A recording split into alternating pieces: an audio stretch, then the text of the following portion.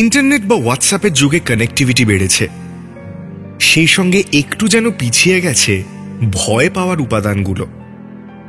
ভয় পেলে কাউকে ভিডিও কল করে মনের সাহসটা একটু বাড়িয়ে নেওয়া যায়, কিন্তু ৩-৪ দশক আগের অবস্থা ছিল অনেকটাই আলাদা।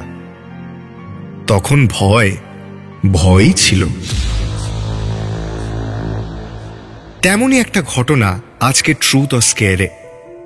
আজকের ঘটনাটি পাঠিয়েছেন পঙ্কজ কুমার গাঙ্গুলি, তবে জায়গাটার নাম উজ্জ্ব রাখতে বলেছেন, সেই অনুরোধ আমরা রেখেছি।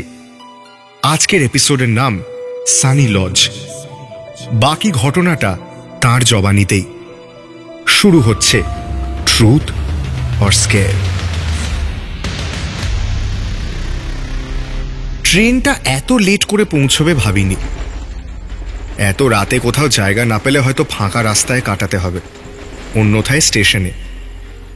তাছাড়া এই জায়গাটার সুনাম নেই মোটে।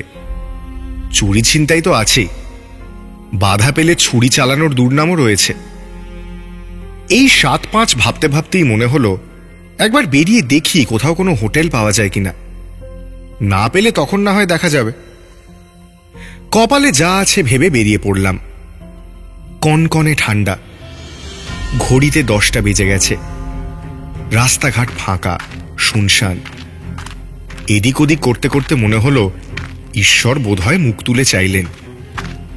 একটা ছোট বাড়ির সামনে নিস্তেজ বাল্ব জ্বলছে। আমি এগিয়ে গিয়ে দেখলাম সেটা সত্যিই একটা লজ। বাড়ির অবস্থা বেশ খারাপ। সানি লজ লেখা সাইনবোর্ডটা প্রায় খসে পড়ছে। দরজা বন্ধ, তবে দরজার মধ্যে একটা ছোট্ট পাল্লা থেকে মুখ বের করে বসে রয়েছে একটা 18-19 বছরের ছেলে। তাকে জিজ্ঞেস করাতে বলল, হ্যাঁ ঘর ফাঁকা রয়েছে, তবে দ্বিগুণ ভাড়া লাগবে। ওই অবস্থায় কি আর করা, রাজি হয়ে গেলাম। ছেলেটা দরজা খুলে দিয়ে আমার মালপত্র তুলে দিল। সিঁড়ির অবস্থাও দেখলাম তথই বচ। পাকা সিঁড়ি নয়, ওই একটা লোহার সিঁড়ি পাক খেয়ে ওপর দিকের একটা বারান্দায় উঠে গিয়েছে। তাতে পা রাখলি ঠং ঠং করে শব্দ হয়। আমি খুব ভয়ে ভয়ে সাবধানে পা ফেললাম। ভূতের ভয় নয়, এখান থেকে পা পিছলে মাটিতে পড়লে হাত পা ভাঙা শিওর। কোনো রকমের সিঁড়ি বেয়ে বারান্দায় উঠে একটা ঘরের দরজার সামনে দাঁড়ালাম। ছেলেটা তালা দিয়ে ঘরের দরজাটা খুলে লাইট চালিয়ে জিজ্ঞেস করলো, কিছু খাবেন? কিছু পাওয়া যাবে কি এখন? খোঁজ করলে হয়তো সমোসা আর কচুরি সবজি মতো কিছু পাওয়া যেতে পারে। আমি মানিব্যাগ থেকে 20টা টাকা বের করে ওকে দিতে যাব, হুট করে ঘরের বাতি নিভে গেল।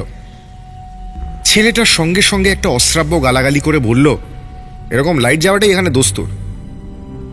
পকেট থেকে একটা ছোট টর্চ বের করে সে টাকাটা নিয়ে বলল, আপনি ঘরের দরজা বন্ধ করে বসুন, আমি দেখি কি খাবার পাওয়া যায়। আমার নাম নিমু, এলে নাম বললে দরজা খুলবেন। টর্চ সমেত নিমু চলে গেল। আমি লোহার সিঁড়িতে তার পায়ের আওয়াজ পেলাম। আমি আর ওর কাছ থেকে টর্চটা চাইলাম না, কারণ আমার কাছে একটা টর্চ সবসময় থাকে। কিন্তু এবার মনে হলো ওকে মোমবাতি আনতে বললে ভালো হতো। কি আর করা, টর্চটা জেলে ট্রেনের জামা পাল্টে ফেললাম। টর্চ ঘুরিয়ে দেখলাম ঘরটা ছোটর ওপর মন্দ নয়, বাথরুমটাও পরিষ্কার। কয়েকদিনের তো মামলা। পাশে একটা বারান্দাও রয়েছে। মনে মনে ভাবলাম, কচুরি আর সমোসাতে আমার পেট ভরবে তো। এসব ভেবে বারান্দায় এসে দাঁড়ালাম। টর্চটা জেলে উল্টো দিকে ফেললাম, আর সঙ্গে সঙ্গে আমার বুকটা ধড়াস করে উঠল। উল্টো দিকেই চলে গেছে একটা গলির মতন রাস্তা, আর তার ওপাশে একটা বাড়ি। বাড়ি না ভগ্নস্তূপ। সেই ভগ্নস্তূপের সামনের বারান্দা থেকে একটা লোক ঝুলছে। তার মুখটা বিভৎস। কোনো মুখোশও এতটা ভয়াবহ হতে পারে না। ডান দিকের গাল বরাবর একটা কাটা দাগ উঠে গেছে চোখ অবধি। পলিথিনের ব্যাগে জল ভরলে যেমন ফুলে থাকে, সেরকমই ফুলে আছে। দাঁতগুলো ছোড়ার ফলার মতো বেরিয়ে ওপরের ঠোঁট ঠেকে দিয়েছে। চোখে মণি পুরো সাদা অংশটায় ঢাকা। আমি এতটা ভয় পেয়ে গেছি যে বুদ্ধি শুদ্ধি লোপ পেয়ে গেছে। লোকটা ওই পাশের বারান্দার রেলিং ধরে দোল খাচ্ছে। সেও বোধহয় আমাকে প্রথমটায় দেখেনি। চোখাচোখি হতেই দেখি সে আমার দিকে একটা বিশ্রী হাসি হেসে জিজ্ঞেস করছে, সামোসা হবে, কচুরিও হবে, আনবো তোমার ঘরে আনবো। কি গো, খাবে? নিয়ে আসি তবে। মানুষের মনে একটা আলাদা ইনস্টিংক্ট থাকে, তাকে ভাষায় প্রকাশ করা যায় না। সেই ইনস্টিংক্টই আমায় বলল, সরে এসো, না হলে বাঁচবে না। সেই উপস্থিতি, তাকে মানুষ বলতে পারবো না, তখনও আমায় একই প্রশ্ন করে যাচ্ছে, কি গো, আনবো? আমি টর্চ নিভিয়ে দরজাটা বন্ধ করে ঘরে ঢুকে এলাম। দরজায় পিঠ দিয়ে দাঁড়িয়ে ওই কনকনে ঠান্ডার মধ্যেও আমি কাঁপছি। কি দেখলাম এটা আমি? যা খাবার বলেছি সে তো সেই খাবারের কথাই বলছে। সে কি আড়ি পেতেছিল? কি দেখলাম আমি? ভয়ের সঙ্গে এই প্রশ্নটাও তখন আমার মনের মধ্যে ছটফট করছে। কি মনে হওয়া ঈশ্বরের নাম করে বারান্দার দরজা খুলে আমি বারান্দায় এসে দাঁড়ালাম। টর্চটা রাস্তার উল্টো দিকে ফেলে চেঁচিয়ে উঠলাম, কে রে? কোথায়? আয় দেখি, আয় দেখি, তুই কে? আয়! কিন্তু উল্টো প্রান্তের বারান্দার রেলিং, উল্টো দিকের সব কিছু ভোঁভা, কেউ কোথাও নেই। এবার আরেকটা শব্দ পেলাম, লোহার সিঁড়িতে পায়ের শব্দ। সে কি আমায় খাবার দিতে আসছে? যা বলেছে সেটাই দিতে আসছে।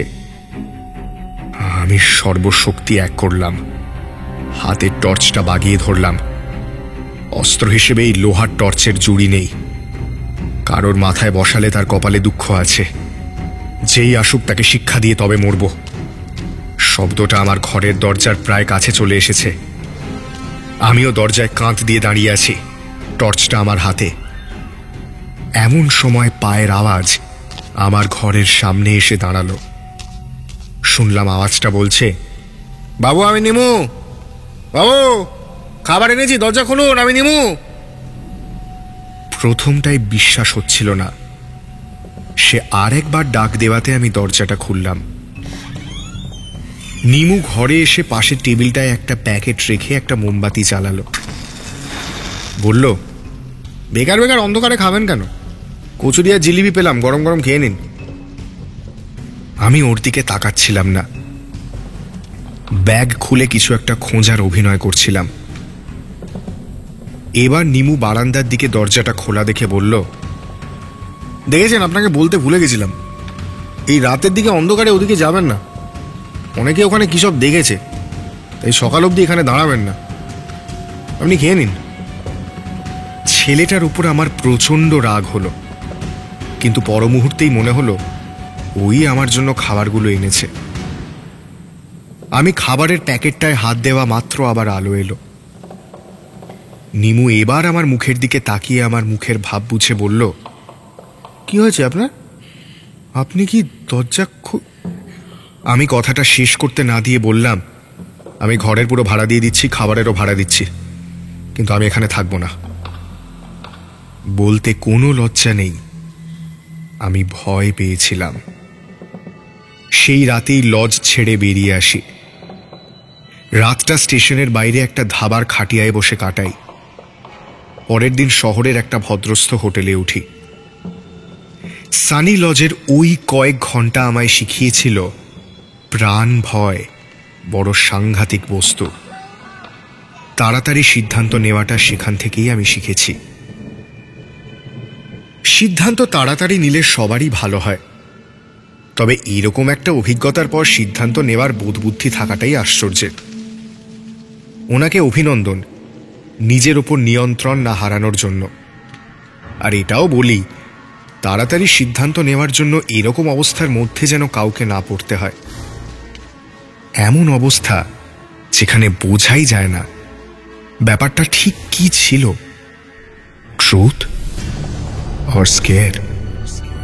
ফিরব পরের পর্ব নিয়ে।